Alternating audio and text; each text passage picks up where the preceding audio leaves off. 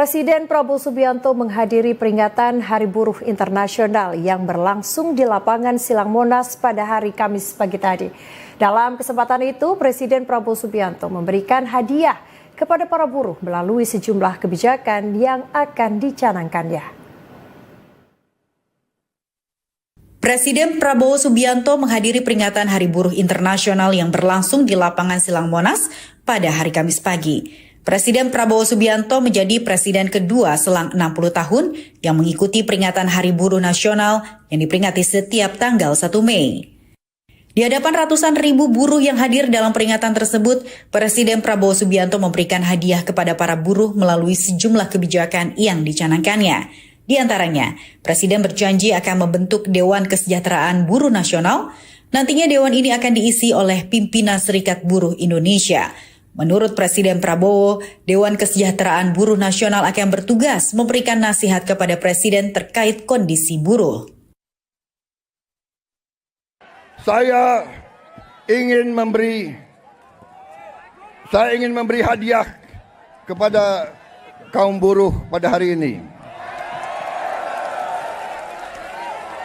Saya akan membentuk segera Dewan Kesejahteraan Buruh Nasional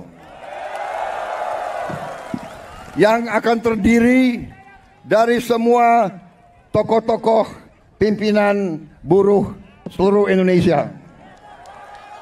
Dan mereka tugasnya adalah mempelajari keadaan buruh dan memberi nasihat kepada Presiden mana undang-undang yang nggak beres, yang nggak melindungi buruh. Selain itu, Presiden Prabowo juga mendesak pemerintah untuk segera mengesahkan rancangan Undang-Undang Perlindungan Pekerja Rumah Tangga atau RUU PRT hingga membentuk Satuan Tugas atau Satgas PHK. Tak hanya itu, Presiden Prabowo juga mengungkapkan keinginannya untuk menghapus outsourcing. Namun Presiden menyebut akan merundingkan hal ini dengan para pemimpin serikat buruh dan pemimpin perusahaan. Pasalnya, Presiden Prabowo mengatakan pemerintah harus realistis menjaga siklus investasi di Indonesia.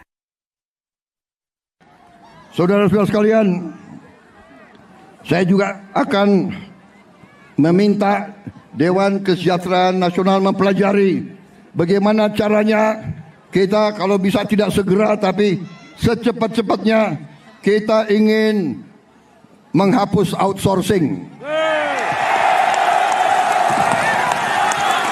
Tapi saudara-saudara, kita juga harus juga realistis. Kita juga harus menjaga kepentingan para investor juga. Kalau mereka tidak investasi, tidak ada pabrik, kalian tidak bekerja. Jadi kita harus bekerja sama mereka atas usul pimpinan saudara. Dalam waktu dekat saya akan mengadakan suatu pertemuan di Istana Bogor. 150 pimpinan buruh akan saya pertemukan dengan 150 pemimpin perusahaan di Indonesia. Sejumlah kebijakan ini pun dicanangkan Presiden Prabowo bertujuan untuk mensejahterakan kaum buruh dan mengentaskan kemiskinan di Indonesia melalui kebijakan yang adil dan merata bagi semua pihak. Laporan Tim Liputan Garuda TV.